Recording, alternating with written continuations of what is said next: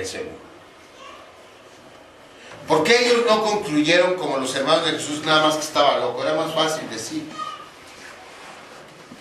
Pero ellos no podían llegar a esa conclusión, porque ellos habían visto el poder del Señor Jesús. Ellos sabían que un enfermo mental no cura enfermos. Ellos sabían que un enfermo mental no echa fuera demonios. Ellos eran testigos del poder sobrenatural del Señor Jesús. Entonces tenían que llegar a otra conclusión. Porque ese poder solamente hay dos seres que lo tienen: Dios y el diablo. Lo lógico, en base a la predicación, en base al mensaje de Jesucristo, es que ellos hubieran llegado a la conclusión: Jesús es Dios. Pero ellos no estaban dispuestos a admitir eso, porque si lo hacían, todo su sistema religioso se iba a desmoronar. Ellos estaban orgullosos de su religión. El orgullo era un valor y sigue siendo un valor para el pueblo judío. El orgullo de cumplir la ley. ¿Y la base de nuestra salvación es el orgullo? No, es la humildad. La humildad de reconocer que no somos capaces de obedecer la ley. Y por eso necesitamos un Salvador. Ellos no estaban dispuestos a reconocer eso. Si no estás dispuesto a reconocer que Jesús es tu Salvador, que lo necesitas para salvarte, entonces te pasas del otro lado. Y lo que estaban tratando de hacer estas personas era convencer a la gente de que el poder de Jesús era en realidad un poder satánico, y esa es su posición. Ellos ven la evidencia, escuchan el mensaje, y en vez de decir Jesús es Dios y yo me rindo a Él, dicen Jesús es un diablo. Ahora, ese nombre, hermanos, Beelzebú, es un nombre altamente ofensivo. Les voy a decir por qué. Los judíos aplicaban ese nombre a Satanás. De hecho, en el Antiguo Testamento se menciona 5 veces a Beelzebú, de manera que sabían a quién se refería.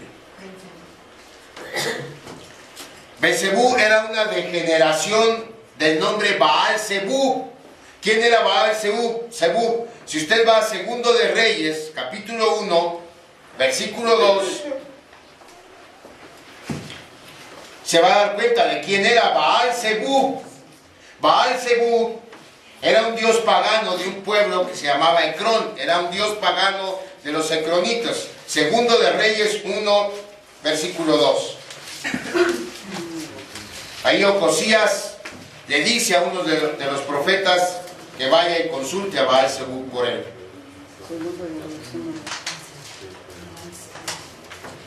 Entonces, Baal-Zebub era un dios pagano de los ecronitas, y Baal-Zebub significa el Señor de las alturas.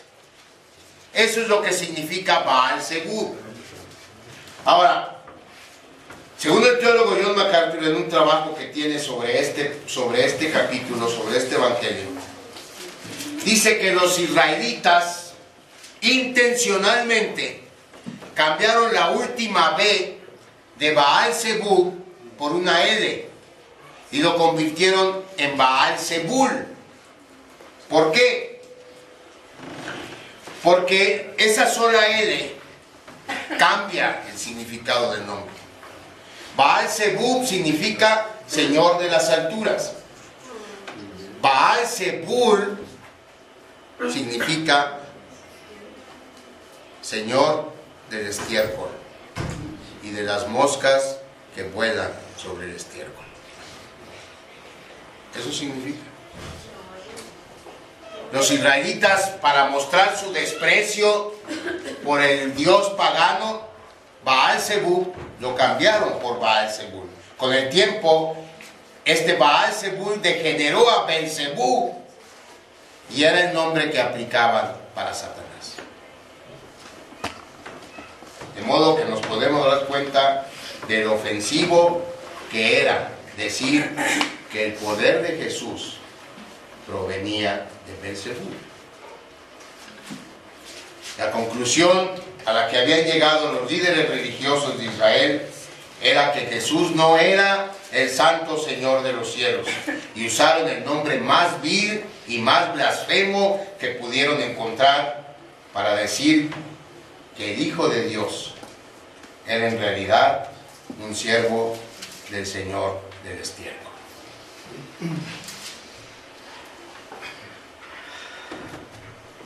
No creo que mucha gente en Israel se haya atrevido a tanto. No creo que hoy haya mucha gente que se atreva a ir tan lejos. Pero los fariseos lo hicieron. Los escribas fueron así de lejos. ¿Qué hizo el Señor? Vamos al pasaje, versículo 23. Y esto yo me quiero imaginar al Señor. El Señor los conocía. El Señor sabía, aún en medio de la multitud, dónde estaban y qué pensaban y qué estaban diciendo. Así que ellos dicen, y me imagino al Señor, a ver, vengan para acá, vengan, acérquense. Miren, versículo 23. Y habiéndolos llamado, les decía en parábolas, ¿cómo puede Satanás echar fuera a Satanás? Si un reino está dividido contra sí mismo, tal reino no puede permanecer. Y si una casa está dividida contra sí misma, tal cosa no puede permanecer. Y si Satanás se levanta contra sí mismo y se divide, no puede permanecer, sino que ha llegado a su fin. Ninguno puede entrar en la casa de un hombre fuerte y sacar sus bienes si antes no le ata, y entonces podrá saquear su casa.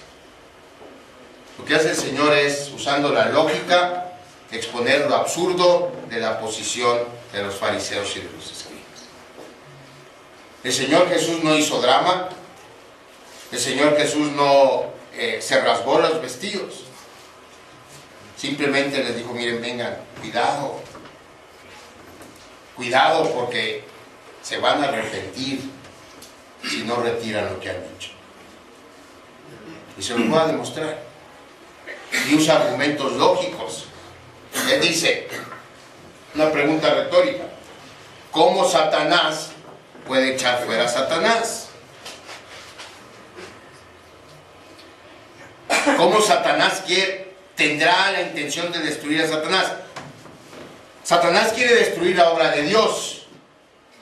Y lo vimos en la escuela dominical, esa es su intención, destruir la obra de Dios. Por eso engañó a Adán y Eva, por eso nos engaña a nosotros. Él no quiere destruir su obra.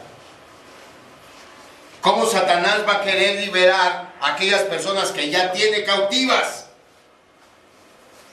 Y es lo que le dice el Señor, no sean ilógicos.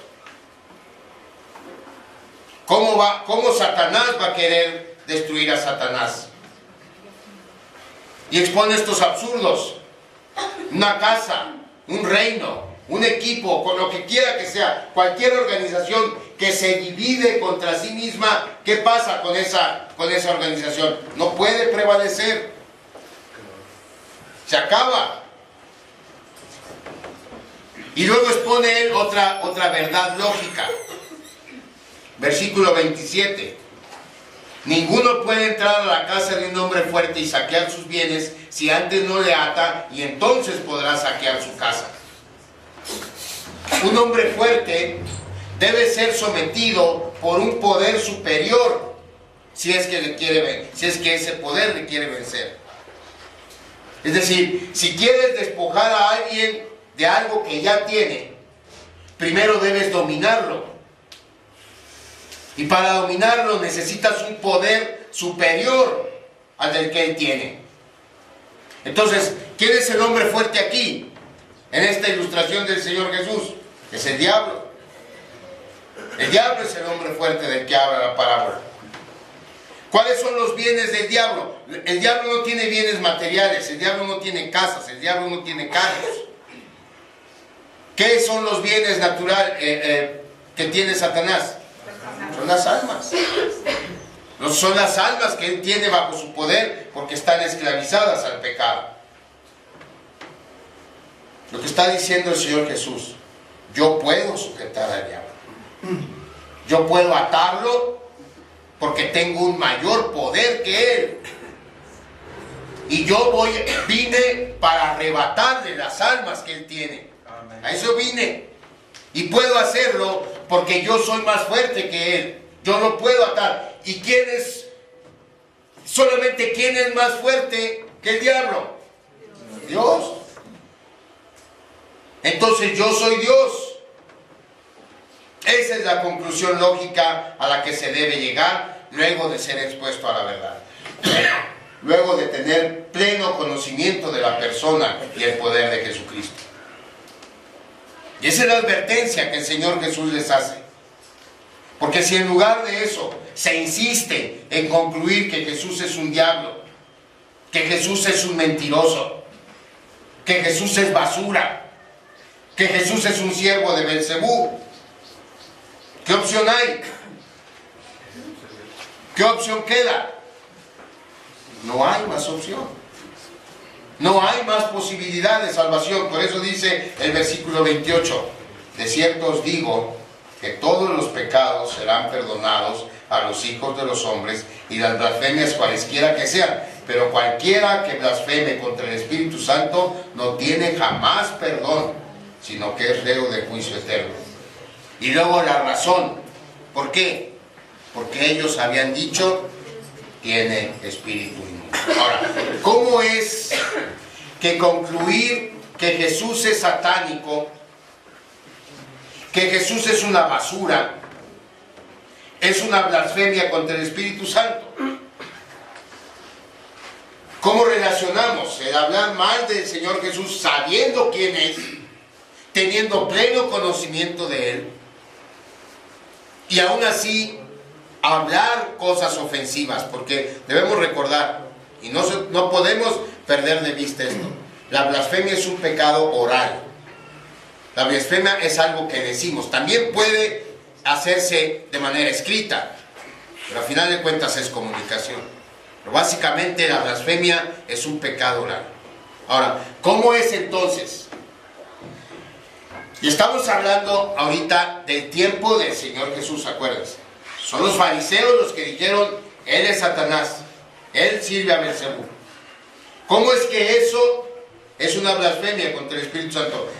John MacArthur lo explica, y déjenme leerlo textualmente, porque creo que puede servirnos para comprender cómo es que hablar mal del Señor Jesús es una blasfemia contra el Espíritu Santo. Dice él en esta obra que él tiene, ¿cómo esto, es decir, injuriar a Jesús, es una blasfemia al Espíritu Santo? Y la respuesta, porque cuando Jesús vino al mundo, el Nuevo Testamento enseña que Él se dio sus prerrogativas en cuanto a su propio poder. ¿Se acuerdan que Filipenses dice, se despojó a sí mismo? Cuando Él vino a la tierra y se hizo hombre, Él hizo a un lado sus prerrogativas. Por eso Él decía, yo hago solamente lo que mi Padre me dice que haga. Yo digo solamente lo que mi Padre me dice que diga.